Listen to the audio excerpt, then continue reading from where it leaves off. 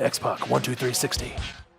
This has been year 2 of not smoking weed, and it's been 4 years without doing any GHB. Which I mean, if we're gonna be straight up and talk. I've never done cocaine before. I never took painkillers, and I've never done I never did speed or any the real hard drugs. I never did. I've done ecstasy before back in the day. I mean, I used to go to raves and hang out with all sorts of girls and party, but certain drugs would have killed me. My personality. I have an addictive personality. Bruce Lee had a rule: know yourself. Yeah. And if you know yourself, and I was around drugs enough and sold marijuana a lot, and as a drug dealer, we'll say as a marijuana dealer, I never really sold any hard drugs, but as a marijuana dealer, the drug premise is don't get high on your own supply, and if it's a drug that you can't give to your friends, I don't want to sell it.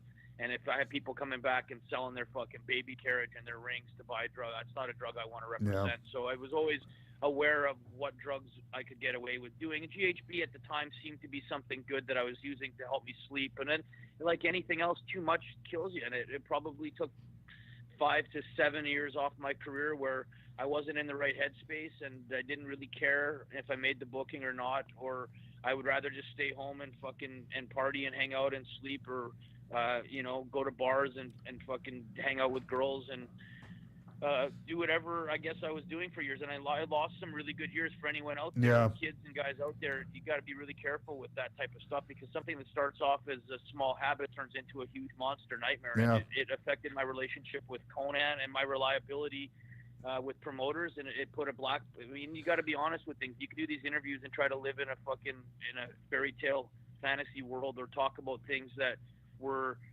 not accurate, but then your validity, your word goes to shit. And then Yeah. I think in shoot interviews, I'm one of the guys that's the most honest with stuff and hard on himself. And I'm trying to forgive myself now for time wasted, and I'm 38 years old, and I did a WWE show 2 nights ago where I just showed up after the show, and it was so nice to see how many people came up to me and said they'd watch my tapes and they'd listen to my interviews and shoot interviews and podcasts, and that they had so much respect for me that because I told the truth. They said you're always honest, and you did so many moves and innovated so much stuff that you set a measuring stick for wrestlers all over the world, and that don't forget who you are kind of thing. And I thought at least that was kind of like some closure for me, where I've been bitter, not bitter so much with the business, but bitter with certain things in my own, like looking in the mirror and having to swallow, maybe I shouldn't have said that, or maybe I could have done it a different way. And nothing's worse than trying to you can't go back in time and change it, and you just fucking mull it over and over, and you drive yourself nuts. So I've been trying to find